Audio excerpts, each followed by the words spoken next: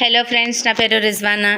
So మనం TET and డిఎస్సిలో భాగంగా బయోసైన్స్ నుంచి కొన్ని ఇంపార్టెంట్ బిట్స్ ప్రీవియస్ వీడియోలో చూసామండి. క్లాస్ 1 బయోలాజికల్ సైన్స్ అనేసి పెట్టాను. సో ఆ క్లాస్లో చూడని వాళ్ళు, ఆ వీడియో చూడని వాళ్ళు ఎవరైనా ఉంటే ఒకసారి వీడియో చూడండి. సో దాని సీక్వెన్స్ సెకండ్ క్లాస్ అనేది ఈ వీడియో వస్తుందండి. సో ప్రతి ఒక్క బిట్ ఇంపార్టెంట్ అండి. దీన్ని ఫార్వర్డ్ చేయడం ఫాస్ట్ చేసుకుంటా మనం చూడొద్దండి. ఎందుకంటే ప్రతి ఒక్క బిట్, ఏ బిట్ మనకి ఎగ్జామ్లో వస్తుంది అనేది మనం గెస్ చేయలేము. సో ఇమాజిన్ చేయలేము. ప్రతి ఒక్క బిట్కి ఆన్సర్ తెలుసుంటే ఏ బిట్ వచ్చినా సరే మనం ఆన్సర్ చేయడానికి రెడీగా ఉండొచ్చు అనేది నా ఒపీనియన్ అండి. సో ప్రతి ఒక్క బిట్ని చూడండి. ఈ వీడియోలో మనకు 100 అబోవ్ బిట్స్ ఉంటాయండి. సో ఈ ఒక్క వీడియోలో మనకు అబోవ్ 100 బిట్స్ ఉంటాయి కాబట్టి ప్రతి ఒక్క బిట్ని మీరు చూడండి, దానికి ఆన్సర్ తెలుసుకోండి. ఓకేనా? సో మనం వీడియో స్టార్ట్ చేద్దామండి, టైం వేస్ట్ చేయొద్దు. ఫస్ట్ క్వశ్చన్ చూడండి. 49th, ఫోలిక్ ఆమ్లము క్యాన్సర్ నిరోధక ఔషధాలను ఉత్పత్తి చేసే పద్ధతులను అభివృద్ధి చేసినది ఎవరు? సో మనకు ఫోలిక్ యాసిడ్ అండ్ క్యాన్సర్ ట్రీట్మెంట్కి అవసరమైన ఔషధాలు అంటే మెడిసిన్స్ని ఉత్పత్తి చేసే పద్ధతులను అభివృద్ధి చేసింది ఎవరండి? ఆప్షన్స్ చూడండి. డాక్టర్ వై సుబ్బారావు గారా, వాట్సన్న, రొనాల్డ్ రాస్నా, స్వామినాథన్న. సో మనం ఇంతకుముందు ప్రీవియస్ వీడియోలో చెప్పుకున్నామండి. లాస్ట్ బిట్, అద్భుత ఔషధ సృష్టికి మంత్రగాడు ఎవరు అని క్వశ్చన్ వచ్చింది. సో దానికి ఆన్సర్ వచ్చేసి డాక్టర్ వై సుబ్బారావు గారు. సో డాక్టర్ వై సుబ్బారావు గారు ఆప్షన్ కరెక్ట్ అండి. So folic acid cancer treatment ఔషధాలను కనుక్కుంది కూడా డాక్టర్ వై సుబ్బారావు గారినే. ఓకేనా? మనకు డాక్టర్ వై సుబ్బారావు గురించి అంటే ఒక క్వశ్చన్ ఎన్ని రకాలుగా అడగొచ్చు, మనకి ఎగ్జామినర్ ఎన్ని రకాలుగా క్వశ్చన్ చేయొచ్చు అనే దానికి జస్ట్ మీకు ఎగ్జాంపుల్గా ఈ 2 క్వశ్చన్స్ చూపిస్తున్నానండి. డాక్టర్ వై సుబ్బారావు గారిని ఏమంటారండి? అద్భుత ఔషధ సృష్టికి మంత్రగాడు అని కూడా అనొచ్చండి. And folic acid and cancer ట్రీట్మెంట్కి అవసరమైన మెడిసిన్స్ని కనుక్కుంది కూడా డాక్టర్ వై సుబ్బారావు గారు. ఓకేనా? నెక్స్ట్ క్వశ్చన్ చూద్దామండి.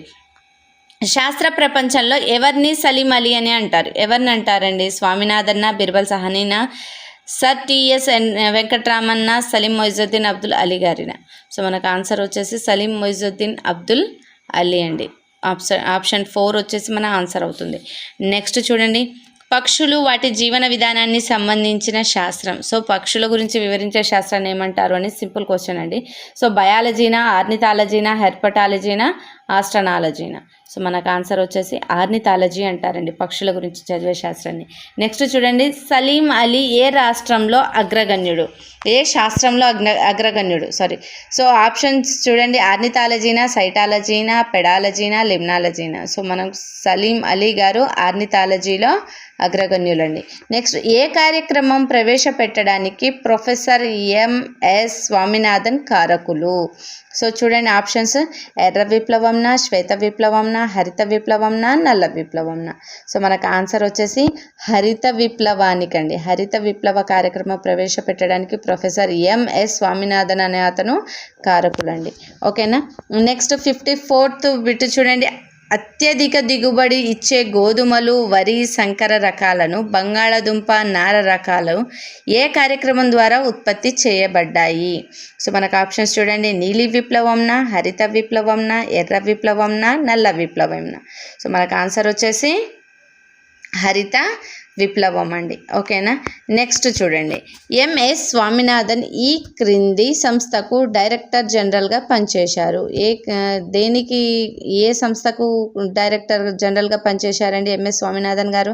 ఐసిఏఆర్నా, ఎన్ఐఎన్నా, ఇక్రిసాట్నా, ఎఫ్ఆర్ఎన్? సో మనకు ఆప్షన్స్ చూసాం కదండి. ఇందులో కరెక్ట్ ఆన్సర్ ఏంటండి? కరెక్ట్ ఆన్సర్ వచ్చేసి ఐసిఏఆర్ అండి. ఓకే. నెక్స్ట్ చూడండి.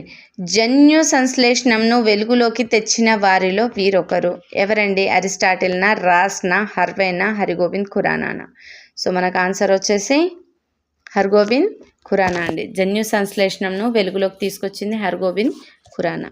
నెక్స్ట్, జన్యువును కృత్రిమంగా లాబొరేటరీలో సంశ్లేషణం చేసింది ఎవరు?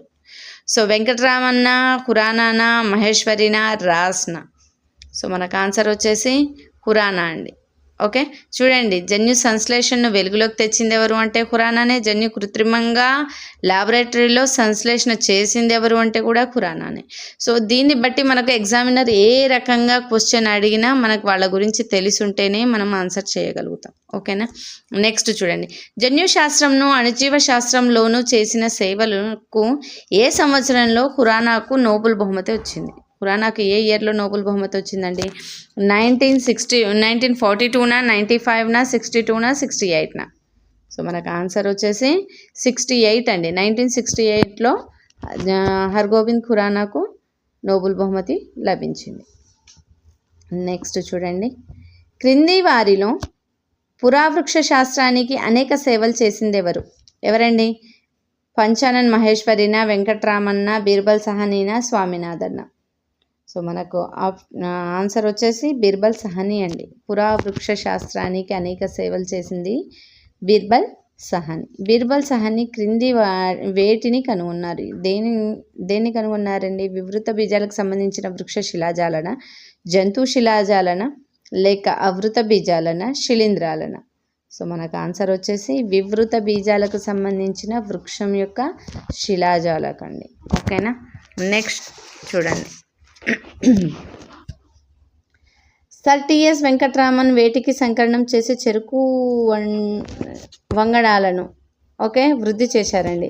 చెరుకుకు గోధుమలక, చెరుకుకు వెదురుక, చెరుకుకు మొక్కజొన్నక, చెరుకుకు వరిక? సో మనకు ఆన్సర్ వచ్చేసి చెరుకు వెదురు అండి. ఓకే, నెక్స్ట్ చూడండి, వృక్షాల ఆధునిక పిండోత్పత్తి శాస్త్రానికి తండ్రిగా ఎవరిని కీర్తిస్తారు? చూడండి, బీర్బల్ సహనీనా, పంచానన్ మహేశ్వర్న, టిఎస్ వెంకట్రామన్న, స్వామినాథన్న? సో మనకు ఆన్సర్ వచ్చేసి పంచానన్ మహేశ్వరి అండి. నెక్స్ట్, పంచానన్ మహేశ్వరి డాష్ అనే పద్ధతిని కనుక్కున్నారు. దేన్ని కనుక్కున్నారండి? పరిస్థానిక ఫలదీకరణంన, వ్యాక్సినేషన్న, సంకరణంన, ప్రజననంన? సో మనకు ఆన్సర్ ఏంటండి? పరస్థానిక ఫలదీకరణం అండి. ఓకే, పరస్థానిక ఫలదీకరణం. నెక్స్ట్ చూడండి, పరస్థానిక ఫలదీకరణ పద్ధతిలో వృక్షాల ఫలదీకరణం డాష్లో జరుగుతాయి. దేంట్లో జరుగుతుందండి? పరీక్ష నాళికలోన, ట్రేలోన, పాలిథిన్ కవర్లోన, గాలిలోన? సో మనకు ఆన్సర్ వచ్చేసి పరీక్ష నాళిక, టెస్ట్ ట్యూబ్లో జరుగుతుందండి ఫలదీకరణం అనేది. ఓకే, దేంట్లో? పరిస్థానిక ఫలదీకరణంలో. నెక్స్ట్, ఏ పద్ధతి వృక్షాల ప్రజననంలోనూ ఆర్థిక, అనువర్తిత వృక్షశాస్త్రాల అభివృద్ధికి తోడ్పడుతుంది? సో ఆ పద్ధతి ఏంటండి? సంకరణంన, పరస్థానిక ఫలదీకరణంన, ప్రజననంన, లేక పంటలక మార్పిడిన? సో మనకు ఆన్సర్ వచ్చే పరస్థానిక ఫలదీకరణం అండి. ఓకే, జీవశాస్త్రం మీద పరిశోధనలు జరిపిన సంస్థ ఏంటండి? జాతీయ సముద్ర పరిశోధన సంస్థన, జాతీయ పోషక సంస్థన, కణ అణుజీవశాస్త్ర కేంద్రంన, జాతీయ వృక్షశాస్త్ర పరిశోధన కేంద్రంన? సో మనకు ఆన్సర్ వచ్చేసి అణుజీవశాస్త్ర కేంద్రం అండి. జీవశాస్త్రం మీద పరిశోధనలు జరిపింది. ఆప్షన్ 3 ఆన్సర్ అవుతుందండి. నెక్స్ట్ బిట్ చూడండి, పోషకాహారాల గురించి పరిశోధన జరిపే సంస్థ ఏ సంస్థ అండి? పోషకాహారం గురించి పరిశోధన జరిపింది. ఆప్షన్స్ చూడండి, భారత వ్యవసాయ పరిశోధనాలయం, జాతీయ సముద్ర సంస్థ, జాతీయ పోషకాహార సంస్థ, అణుశాస్త్ర కేంద్రం? సో మనకు ఆన్సర్ వచ్చేసి జాతీయ పోషకాహార సంస్థ పోషకాహారాల గురించి పరిశోధనలు జరిపిందండి. ఓకేనా? వైద్య రంగంలో పరిశోధనలు జరిపిన సంస్థ ఏది? ఏంటండి? జాతీయ పోషకాహార సంస్థన, అణుజీవ శాస్త్ర కేంద్రంన, జాతీయ వృక్షశాస్త్ర పరిశోధనాలయంన, జాతీయ వైద్య పరిశోధన మండలిన? సో మనకు ఆన్సర్ వచ్చేసి జాతీయ వైద్య పరిశోధన మండలి అండి. ఓకేనా? నెక్స్ట్ బిట్ చూడండి, సముద్ర జలాలలో నివసించే జంతువులపై పరిశోధనలు చేసిన సంస్థ ఏదండి? జాతీయ వృక్షశాస్త్ర పరిశోధనాలయంన, భారత వ్యవసాయ పరిశోధనాలయంన, జాతీయ వైద్య పరిశోధన మండలిన, నెక్స్ట్ జాతీయ సముద్ర పరిశోధన సంస్థన? నెక్స్ట్ ఆన్సర్ వచ్చి ఏంటండి?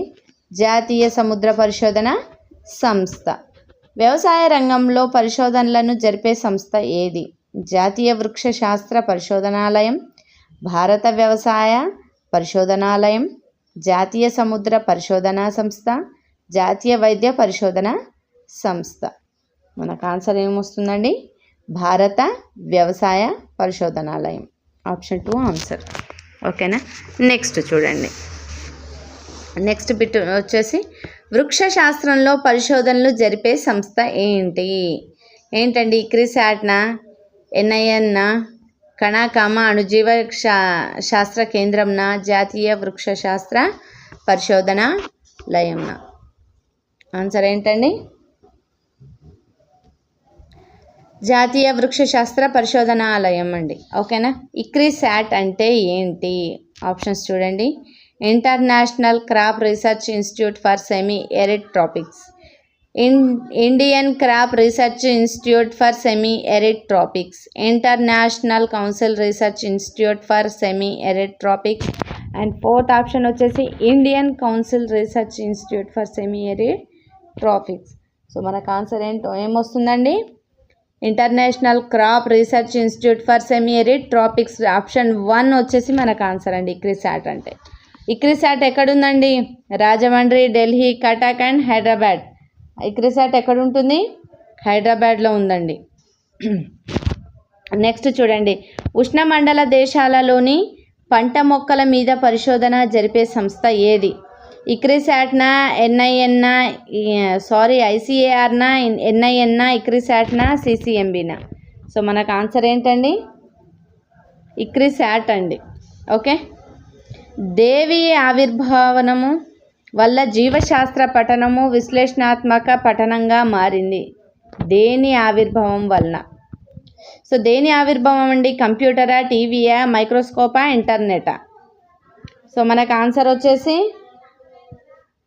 మైక్రోస్కోప్ అండి. మైక్రోస్కోప్ ఆవిర్భావం వల్ల జీవశాస్త్ర పఠనం అనేది విశ్లేషణాత్మక పఠనంగా మారింది. మైక్రోస్కోప్ రాబట్టే మనం వైరస్లను, బ్యాక్టీరియాస్ను చూడగలగడం, మన కంటికి కనిపించని సూక్ష్మజీవులను కూడా చూడడం, దాని మీద మనం ప్రయోగాలు చేయడం, వాటి గురించి ఎక్స్ప్లెనేషన్ ఇవ్వడం, వాటి వల్ల కలిగే వ్యాధులు, వాటిని ఎలా నివారించాలి, కంప్లీట్ ఇన్ఫర్మేషన్ మనం మైక్రోస్కోప్ రావడం వల్లనే తీసుకున్నామండి. లేకపోతే మనం చూడలేము, వాటి గురించి ఎక్స్ప్లెనేషన్ ఇవ్వలేము, వాటి గురించి మనం చెప్పలేము. ఓకేనా. నెక్స్ట్, మొక్కల గురించి తెలిపే విభాగం ఏంటి? జంతుశాస్త్రంనా, శరీర ధర్మశాస్త్రంనా, కణజీవశాస్త్రంనా, వృక్షశాస్త్రం? వృక్షశాస్త్రం అండి ఆన్సర్. ఓకే. క్రింది వాటిలో జంతువుల గురించి తెలిపే విభాగం ఏంటి? జంతువుల గురించి మనం దేంట్లో చదువుతామండి? వృక్షశాస్త్రంలోనా, జంతుశాస్త్రంలోనా, జన్యుశాస్త్రంలోనా, జీవావరణ శాస్త్రంలోనా? దేంట్లో అండి? జంతుశాస్త్రం అండి. నెక్స్ట్, వృక్షాల జంతువుల అంతర్నిర్మాణాన్ని గురించి తెలిపే భాగం ఏంటండి?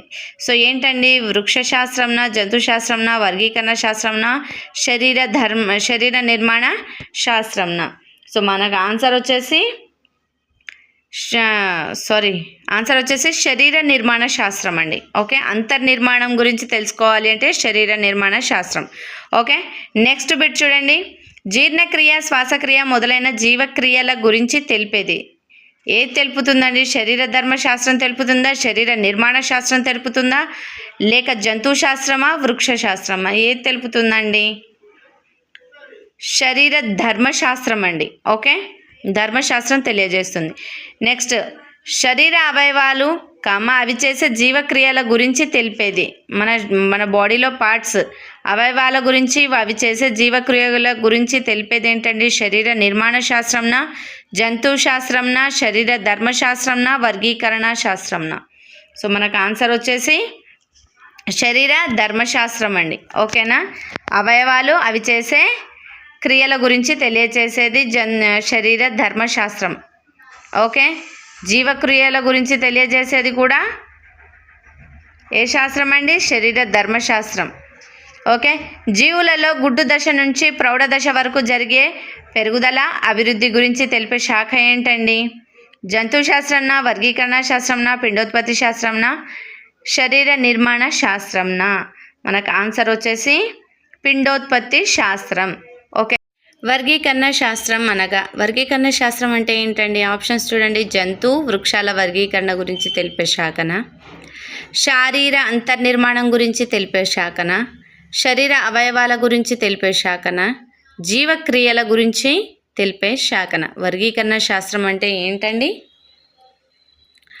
జంతు, వృక్షాల వర్గీకరణ గురించి తెలిపే శాస్త్రం అండి. ఆప్షన్ 1 ఈజ్ ద ఆన్సర్ అండి. ఓకే. నెక్స్ట్ బిట్ చూడండి. వ్యాధి వల్ల జీవులలో కలిగే మార్పులను తెలిపే శాస్త్రం ఏంటి? సో సూక్ష్మజీవ శాస్త్రంనా, జన్యుశాస్త్రంనా, పురాజీవ శాస్త్రంనా, వ్యాధి విజ్ఞాన శాస్త్రంనా? సో మనకు ఆన్సర్ వచ్చేసి వ్యాధి విజ్ఞాన శాస్త్రం అండి. ఓకే. నెక్స్ట్ వైరస్ బ్యాక్టీరియాలు ఏకకణ జీవుల గురించి తెలిపే శాస్త్రం ఏది? సో వైరస్లు బ్యాక్టీరియాలు ఏకకణ జీవులు అన్నింటి గురించి తెలిపే శాస్త్రాన్ని ఏమంటారండి? వైరస్ విజ్ఞాన శాస్త్రం అంటారా, లేక సూక్ష్మజీవ శాస్త్రం అంటారా, లేక పురాజీవ శాస్త్రం అంటారా? నెక్స్ట్ లాస్ట్ వన్ వచ్చేసి జీవావరణ శాస్త్రం అంటారా? ఏమంటారండి? సూక్ష్మజీవ శాస్త్రం అంటారండి.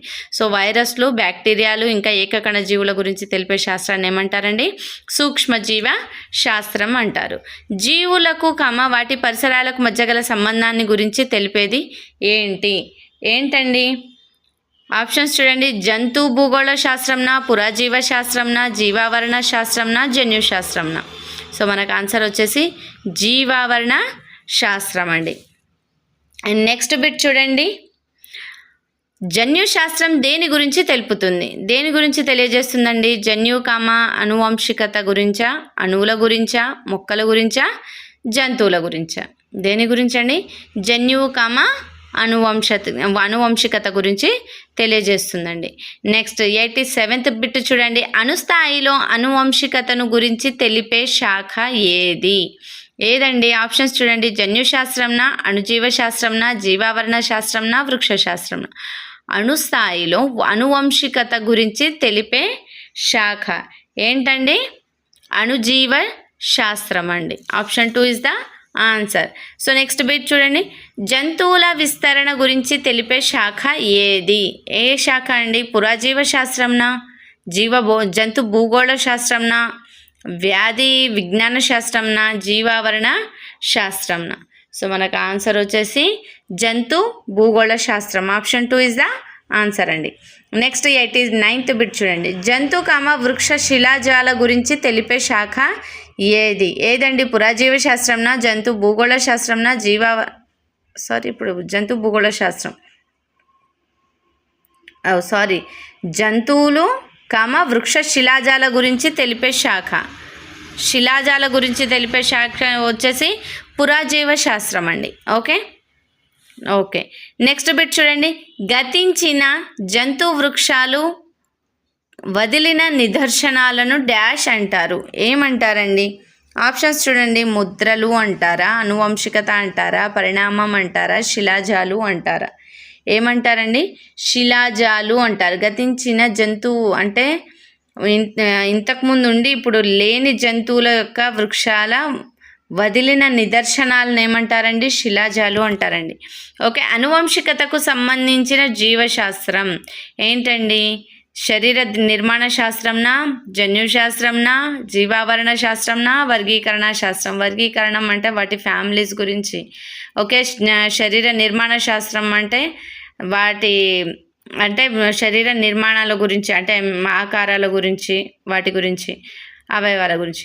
జీవావరణ శాస్త్రం అంటే మనం నివసిస్తున్న పరిసరాలకు జీవులకు మధ్య గల సంబంధాన్ని తెలియజేస్తే జీవావరణ శాస్త్రం అండి. అనువంశికత గురించి తెలియజేస్తే మాత్రం జన్యు శాస్త్రం అండి. పరిణామం గురించి తెలుసుకోవడానికి ఏ శాస్త్రం ఉపయోగపడుతుందండి? జన్యు శాస్త్రమా, జీవావరణ శాస్త్రమా, సూక్ష్మజీవ శాస్త్రమా, పురాజీవ శాస్త్రమా? సో మనకు ఆన్సర్ వచ్చేసి పురాజీవ శాస్త్రం అండి. పరిణామాల గురించి తెలుసుకునేది. జీవశాస్త్రానికి రసాయన శాస్త్రానికి మధ్య గల సంబంధాలను ఏ శాస్త్రం ద్వారా అధ్యయనం చేస్తారు? జీవశాస్త్రానికి రసాయన శాస్త్రానికి చూడండి మధ్య సంబంధం తెలియాలంటే ఏ శాస్త్రం అండి? జీవ రసాయన శాస్త్రంనా, శరీర నిర్మాణ శాస్త్రంనా, వ్యాధి విజ్ఞాననా, జీవావరణ శాస్త్రం? జీవ రసాయన శాస్త్రం అండి ఆన్సర్. వృక్షాలలో జంతువులలో ఉండే పోలికలను బట్టి వాటిని సమూహాలుగా చేయడాన్ని ఏమంటారు? వర్గీకరణమా, సమూహమా, భేదమా, జీవరాశులు అంటారా? ఆప్షన్ ఏంటండి? ఆన్సర్ వర్గీకరణం అండి. సో మనం నెక్స్ట్ బిట్ చూడండి ఒకసారి. మొట్టమొదటిసారిగా జీవరాశులను గుర్తించి వర్గీకరించడానికి ప్రయత్నించింది ఎవరు? లిన్నెయస్నా, అరిస్టాటిల్నా, థియోఫ్రాస్టస్నా, డార్విన్నా? సో మనకు ఆన్సర్ వచ్చేసి అరిస్టాటిల్ అండి. జీవరాశులను గుర్తించింది, వర్గీకరించింది అరిస్టాటిల్ అండి. నెక్స్ట్ వర్గీకరణంలో ప్రాథమిక పరిణామం ఏమిటి? వర్గీకరణంలో ప్రాథమిక పరిణామం ఏంటండి? ప్రజాతినా, జాతినా, వర్గమా, క్రమమా? జాతి ఫస్ట్ అండి, జాతి తర్వాత ప్రజాతి. సో ప్రాథమిక పరిణామం అడిగాడు కాబట్టి, పరిమాణం అడిగాడు కాబట్టి జాతి అనేది ఫస్ట్ వస్తుందండి. జాతి కరెక్ట్ ఆన్సర్ అండి. Option 2 is the right answer. So జాతి అన్న పదం మొదటిసారిగా ఉపయోగించింది ఎవరండి? లిన్నయస్, అరిస్టాటిలా, జాన్ రేనా, డార్విన్నా? సో ఆన్సర్ వచ్చేసి జాన్ రే అండి. ఓకేనా.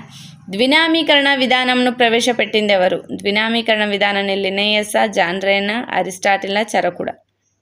సో మనకు ఆన్సర్ వచ్చేసి లిన్నయస్ అండి. ఓకే.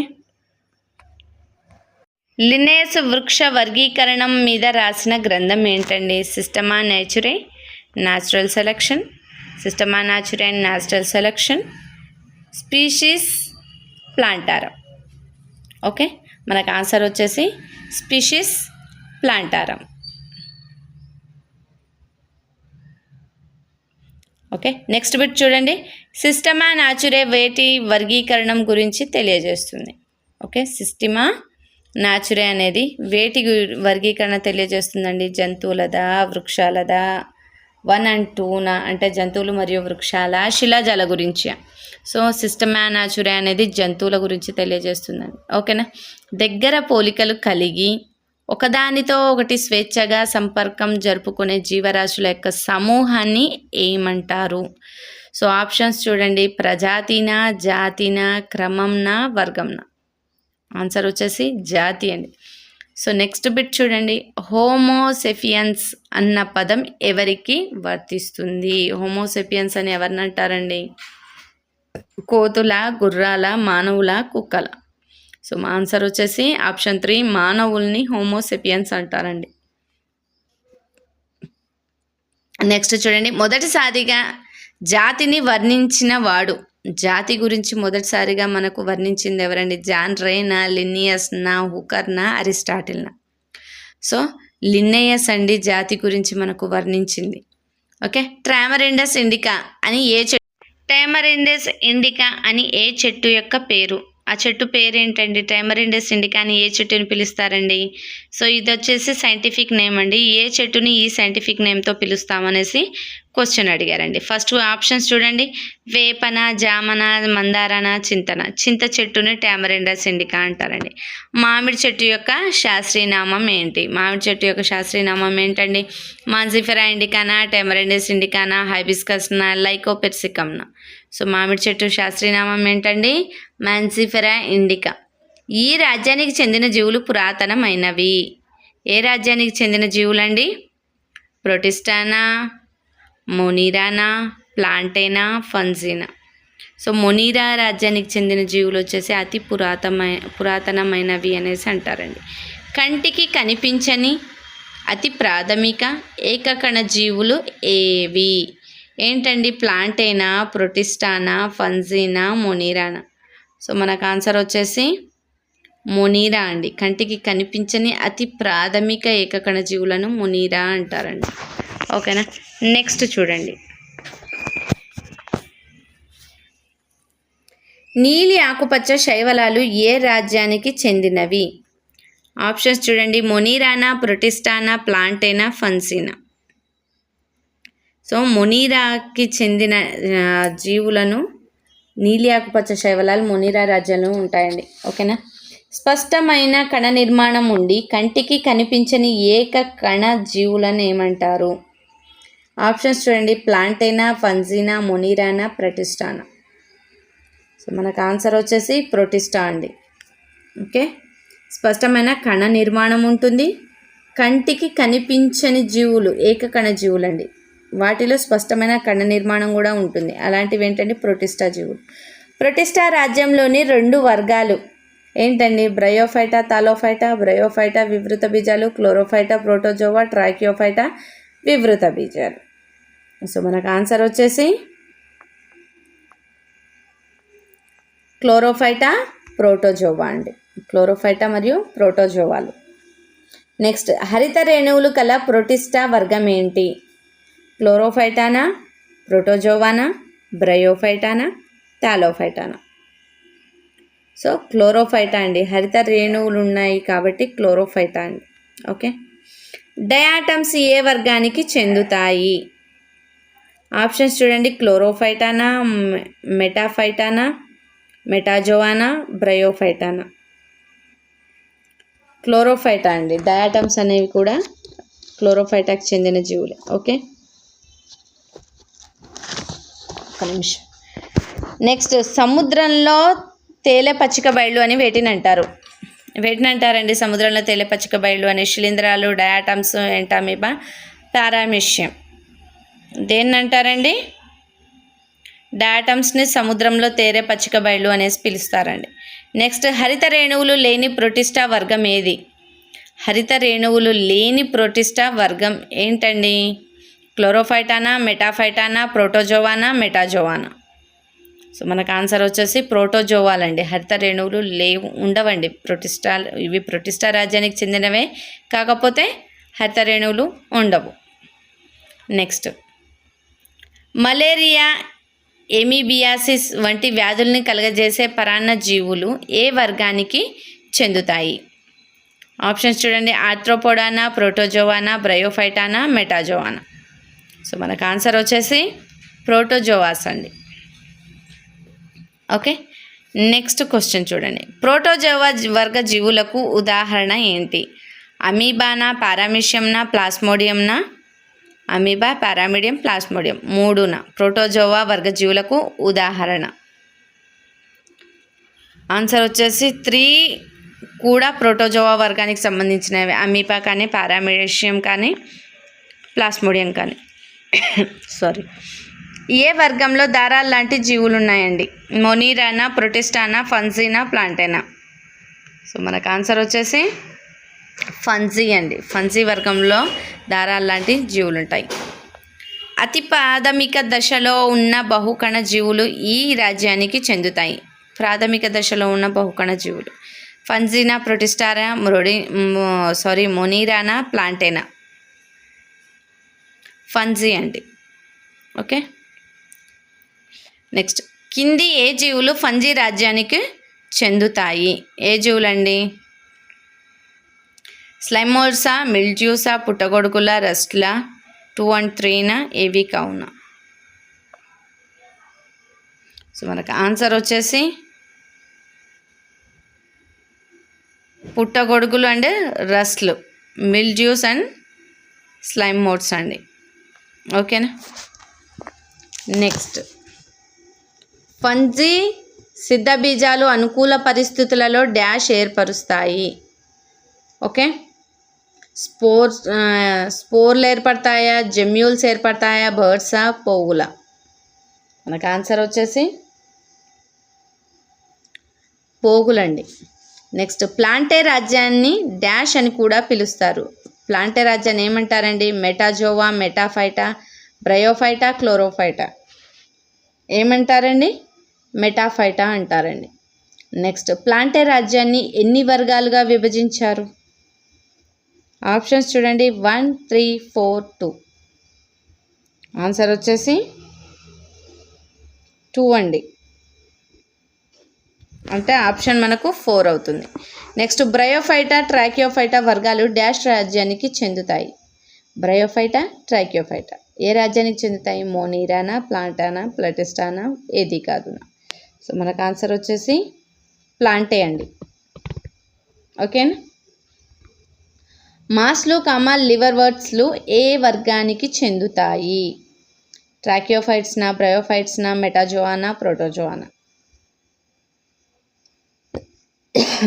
ఆప్షన్స్ చూడండి. సో ఆన్సర్ వచ్చేసి బ్రయోఫైటా అండి. మాస్లు, లివర్వర్ట్స్లు ఏ వర్గానికి చెందుతాయండి? బ్రయోఫైటా వర్గానికి. నెక్స్ట్, ట్రాకియోఫైటా వర్గంలో అతి ప్రాథమికమైన మొక్క ఏదండి? జిమ్నోస్పెర్మ్లా, టెరిస్నా, సైకస్నా, ఫెన్స్లా? సో ఫెర్నులు అండి. ట్రాకియోఫైటా వర్గంలో అతి ప్రాథమికమైన మొక్క ఏంటండి? ఫెర్న్. వివృత బీజాలు ఏ వర్గానికి చెందుతాయి? ఏ వర్గం అండి? బ్రయోఫైటానా, క్లోరోఫైటానా, ట్రాకియోఫైటానా, నెక్స్ట్ ప్రోటోజోవానా? ఏ వర్గానికి చెందుతాయండి? ట్రాకియోఫైటా వర్గానికి చెందుతాయండి.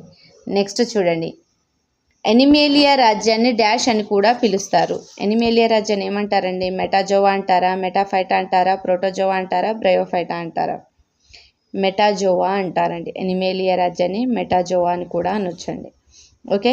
ఏ రాజ్యంలో జీవులలో అవయవ వ్యవస్థ ఏర్పడి ఉన్నది? ఏ రాజ్యపు జీవుల్లో అవయవ వ్యవస్థ ఏర్పడి ఉన్నది? ఆప్షన్స్ చూడండి. మెటాఫైటానా, బ్రయోఫైటానా, మెటాజోవానా, ట్రాకియోఫైటానా? మెటాజోవా అండి. నెక్స్ట్, బహుకణ జీవులలో వాతావరణంలో మార్పులను గ్రహించడానికి డాష్ కణాలు ఉంటాయి. ఏ కణాలు ఉంటాయి? నాడీ కణాల, కండర కణాల, ఎర్ర రక్త కణాల, మృదు కణాల?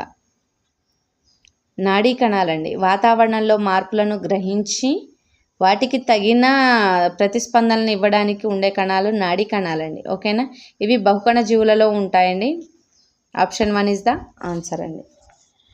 నెక్స్ట్ చూడండి, జంతువుల చలనంలో డాష్ కణాలు తోడ్పడతాయి. ఓకే.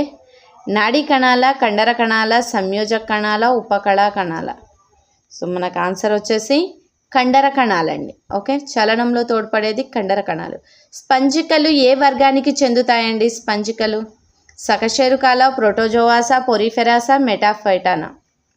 సో మనకు ఆన్సర్ వచ్చేసి పొరిఫెరా అండి. నెక్స్ట్, హైడ్రా ఏ వర్గానికి చెందినది? హైడ్రా వచ్చేసి మనకి ఏ వర్గానికి చెందిందండి? ఆప్షన్స్ చూడండి. పొరిఫెరానా, టీనోఫోరానా, సిలెంటరేటానా, నిమటోడానా? ఆప్షన్ వచ్చేసి సిలింటరేటా అండి. మూంజెల్లి ఏ వర్గానికి చెందిన జీవి? ఏ వర్గ జీవి? సిలింటరేటానా, టీనోఫోరానా, ఆర్థ్రోపోడానా, అనెలిడానా? ఆన్సర్ వచ్చేసి టీనోఫోరా అండి. ఓకే. మూంజెల్లి అనేది టీనోఫోరా. ప్లాటీ హెల్మంతిస్ వర్గ జీవులకు ఉదాహరణ ఏంటండి? ఆప్షన్స్ చూడండి. ఎలిక పామున, ప్లనేరియానా, బద్దె పురుగున, మరియు 2 మరియు 3నా? 2 మరియు 3 అండి. ప్లాటీ హెల్మంతిస్ అంటే ప్లనేరియా వస్తుంది, బద్దె పురుగు వస్తుంది. ఓకే. నెక్స్ట్ చూడండి, ఎలిక పాము ఏ వర్గ జీవి? ఇప్పుడే చూడండి, ప్లాటీ హెల్మంతిస్ ఆర్థ్రోపోడానా, నిమటోడానా, టీనోఫోరానా? సో మనకు ఆన్సర్ వచ్చేసి నిమటోడా అండి. ఎలిక పాము అనేది నిమటోడా వర్గానికి చెందిన జీవి.